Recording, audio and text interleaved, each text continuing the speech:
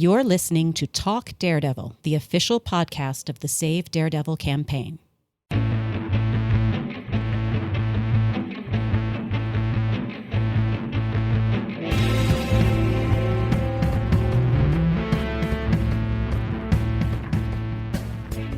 Welcome to a very special episode of Talk Daredevil. By the time this episode releases, we're going to be celebrating an incredible milestone, the 3rd anniversary of the Save Daredevil campaign. I'm Phyllis, and to help me break down some of the memories and things we're looking forward to in the near future, I'm joined by some fantastic members of the team.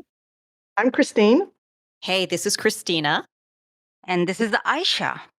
Great. So we're going to keep the agenda for this one pretty loose, but I think it'd be a great starting point for us to just talk about really what this past year has been. And I don't know that we've ever talked about this at length, but I'd really love to start at our last anniversary, which is when we did our trending event for the end of the 2-year moratorium.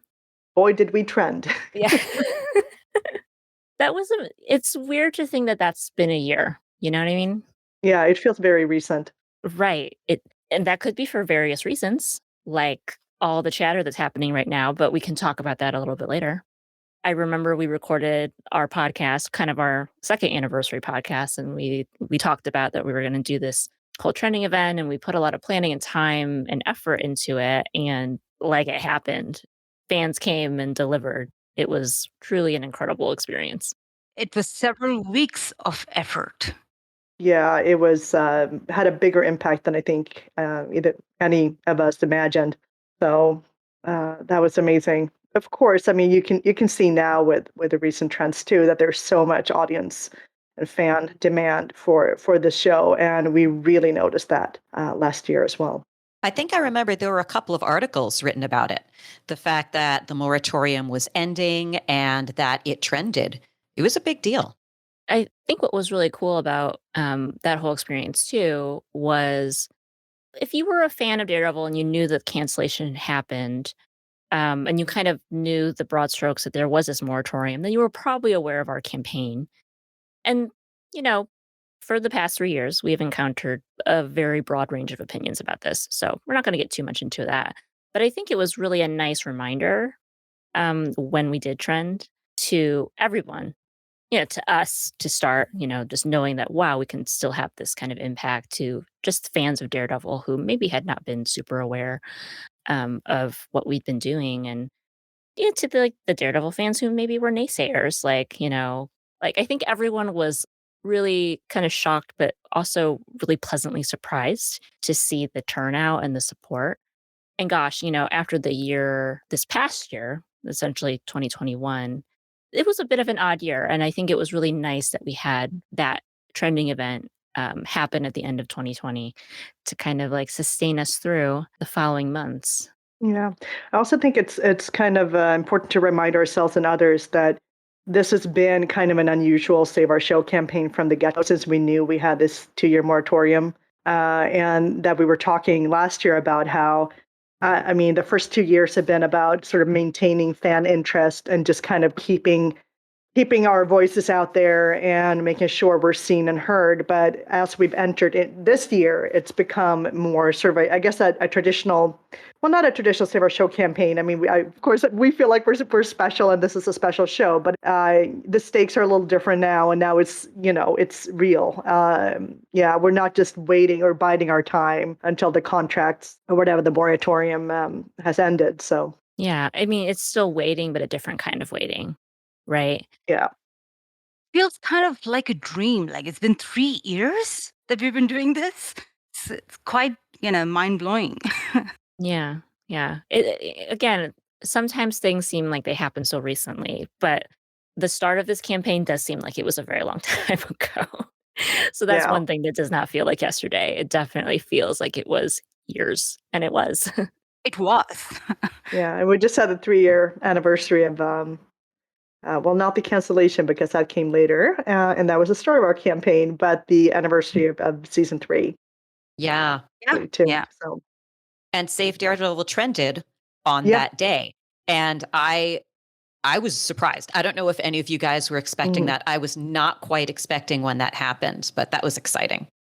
Yeah, we're seeing a lot of just kind of spontaneous chatter. Like whenever there's something, some reason, anything for sort of the campaign or the fandom to latch onto, there's going to be some buzz out on social media, which is fantastic to see.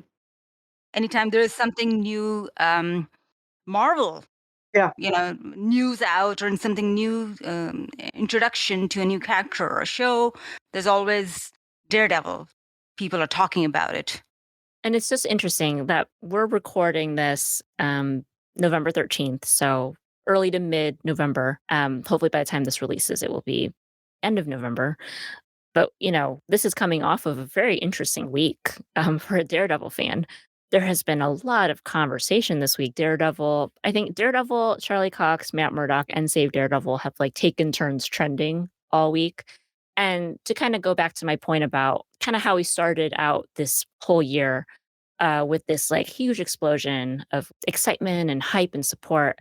And then it kind of became very quiet because we sort of had to enter this new stage, as Christine said, of a little bit more of a traditional waiting period for a Save Our Show campaign because now we were not dealing with contractual restrictions from the previous contract. We're waiting to see if our show can be saved. We're waiting to see if Marvel Studios and Disney and the powers that be will do something about it. And for a while, it was just quiet, and that was what we expected.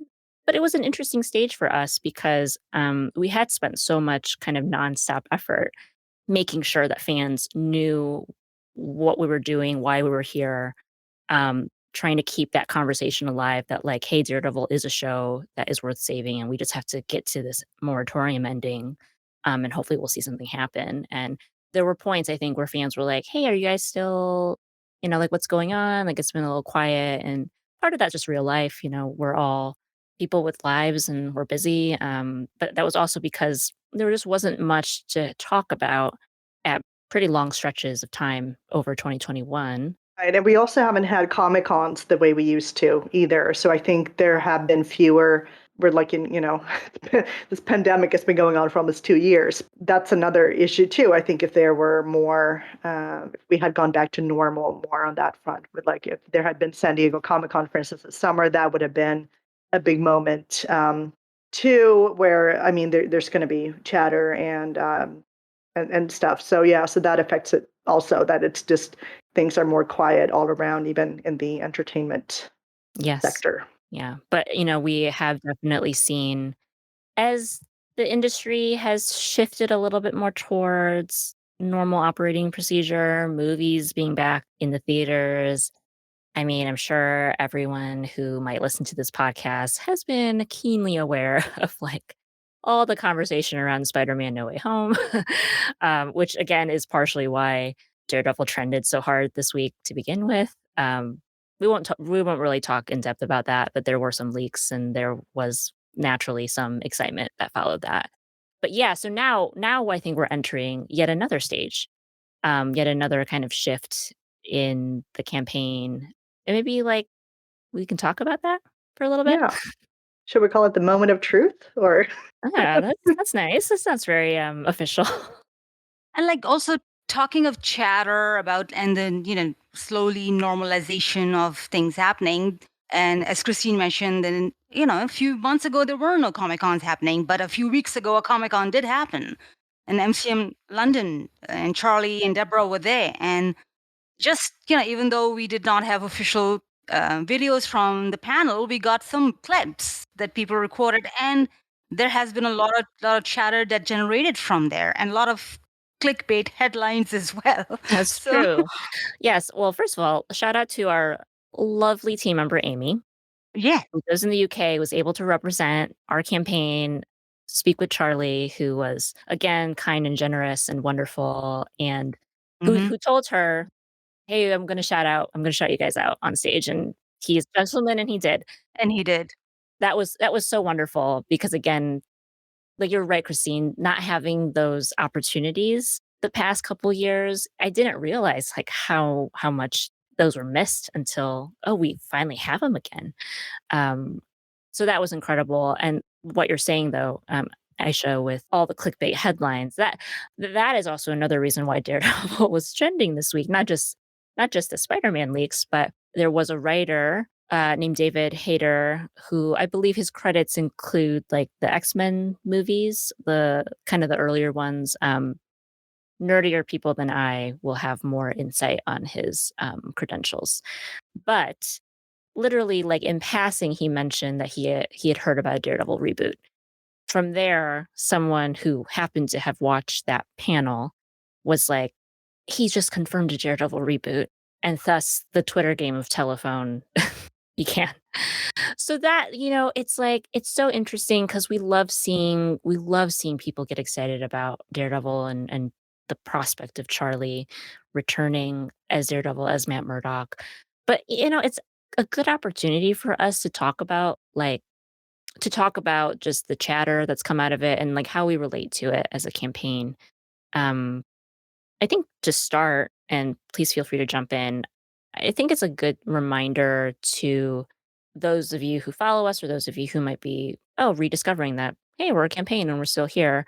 Um, I know a lot of people wonder, like, why don't you guys talk about X, Y, and Z? Why have you not reposted this rumor? Why have you not addressed this comment? And I think it all goes back to the fact that we believe in using our platform in like a responsible way and not adding to these endless cycles, it feels like, of misinformation and like fake headlines. And literally with this case with David Hayter, he tweeted, I don't even know, it must not have been that long because all the headlines already came out, but he was like, hey, I did not say that. I thought I had read it in the trades. Clearly I didn't. I'm just a fan. I don't know anything more than the rest of you. And a couple places were like, "Oh, we're retracting this article or we're retracting the statement we made, but we're not gonna delete the statement. We're gonna leave that out there so that it can keep gaining clicks and eyeballs." But no one sees the correction. No one sees the fact that David is like, "Hey, I don't know what happened, but that's not what I meant." Like I'm still seeing headlines talking about the first, the fake news, and not the correction. So their fans were still retweeting that. I had a friend who just messaged me that article today saying, I'm sure you've seen this, but, and I got to reply with David's tweet saying, nope. And it's so true. He came out and said, this is what I said. I did not, I think he specifically said, I do not have any inside information. He was just a fan who heard the rumor like anybody else. But so few people actually saw that. And so many people saw all of those other articles that came out previously. Yeah, I think we have the benefit of not being in the clickbait business.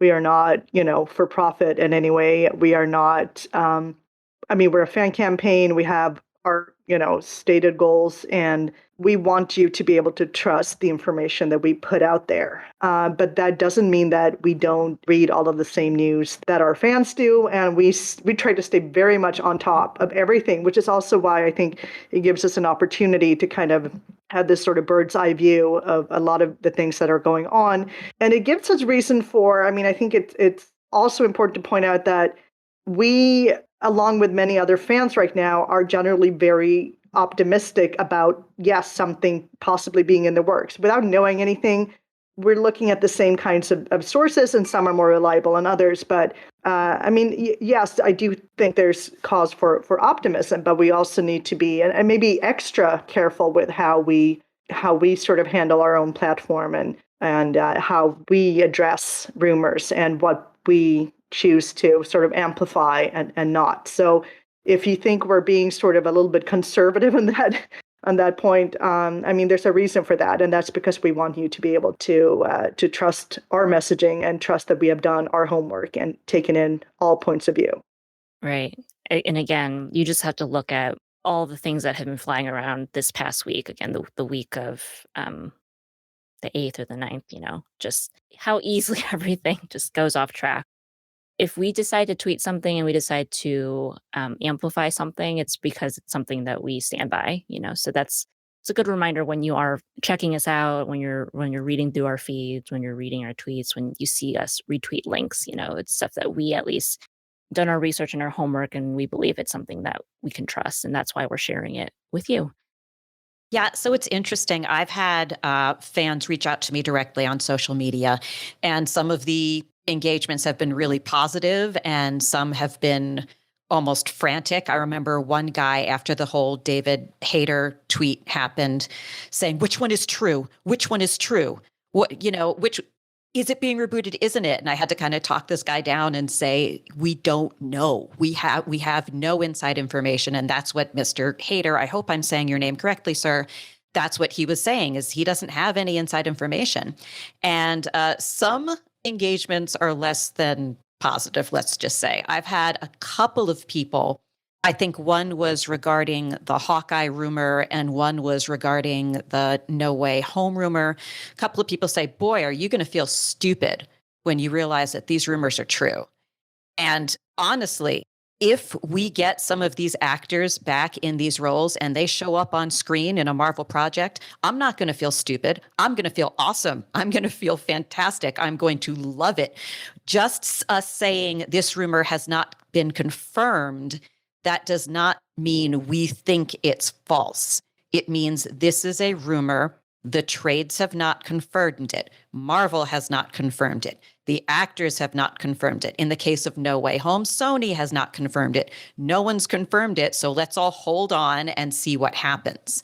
So that's important too. It's not a bad thing to get hope from these rumors, to say, "Oh my gosh, I hope this is true." That's not a bad thing at all. Just keep in mind that we really can't say confirmed until one of the trades confirms it. Or until he shows up, in which case Yeah. it will be confirmed, you know? We might never get a trade confirmation on this movie, which is fine because it comes out pretty darn soon. But I think it goes back to our conversation about, like, making the distinction between, like, what we consider to be responsible sharing and what isn't responsible. Well, also over the years, this year has been a little bit different. This year, the rumors seem to be getting a little bit more focused. They seem to be a little more specific. But if we looked at every single rumor since the cancellation, they can't all be true because they outright contradict themselves. We used to see in the same day Daredevil's being recast, completely starting from scratch, right next to Daredevil season 4 coming. So they literally cannot be all true. But this year, they do seem to be a lot more focused about very specific things. Yeah, there's a pattern emerging that wasn't there before. I mean, yeah, like you said, like we get all of the rumors. If we don't see them ourselves, we have them sent to us, and I mean, it doesn't take long for a new rumor that pops up to pop up on our screens too.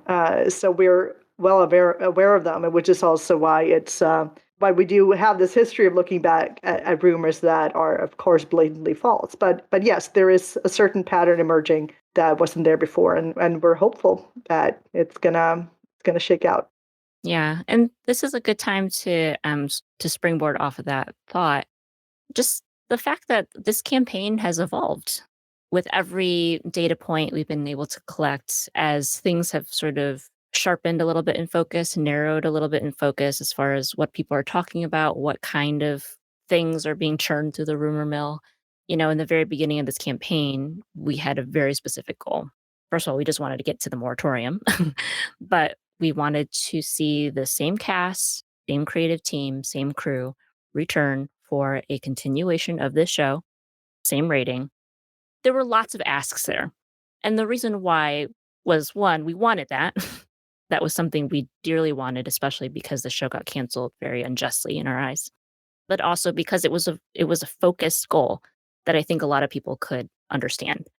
It wasn't this nebulous, like, "Oh, just save Daredevil." What does that mean? Well, we defined what that meant. Like we had our cast, and our crew. We considered that crew to be our own, and we wanted to be supportive and protective and amplify our thoughts about why we want them to be together, and to tell Marvel and Disney that, hey, this crew that you had, it was fantastic, amazing, and it gave us a great show, so this is what we want continued. And so that's what we focused on in the beginning. But obviously, things have not necessarily changed, but we have been at this for 3 years now, and naturally, our goals will shift. Our expectations will also shift with them. Yeah, well, there's this saying, shoot for the moon, you might hit the stars. So we know when we started this out, it was same cast, same crew, same creative team, same TVA rated show. We wanted a long form show. We didn't want like a short movie. And the reason we were saying this is that we wanted Marvel to take a look at what made that show so popular and to stick to it. We didn't want them to think, oh, people want Daredevil. Okay, we'll give him Daredevil. We'll give him this other actor in this other story, in this, in this different situation. There are people out there who just love the character of Daredevil and will be excited no matter what. But there is a large portion of the population who got excited about Daredevil because of this show specifically. And so we really wanted to say, Marvel, when we say Save Daredevil, this is the Daredevil that people are excited about. If he returns, this is the Daredevil people expect to see. This is the kind of feeling that you get from watching this show.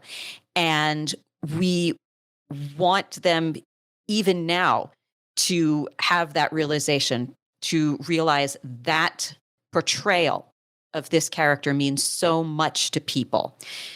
We're not naive. We know we're not going to bully Marvel into giving us exactly what we want because we said so.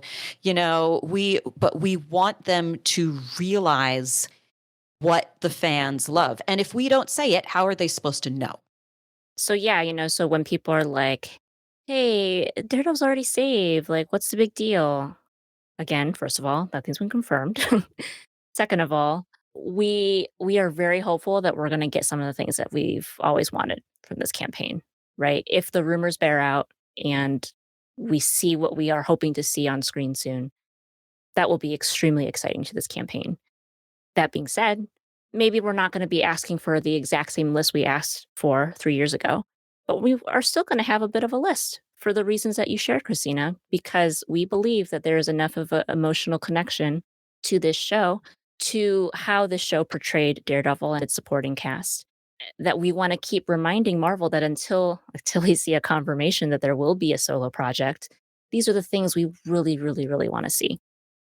So we've internally have talked about how can we support the idea of bringing the rest of the cast back, because Daredevil is more than just Charlie Cox, is more than just Matt Murdock. Daredevil is the people around him as well.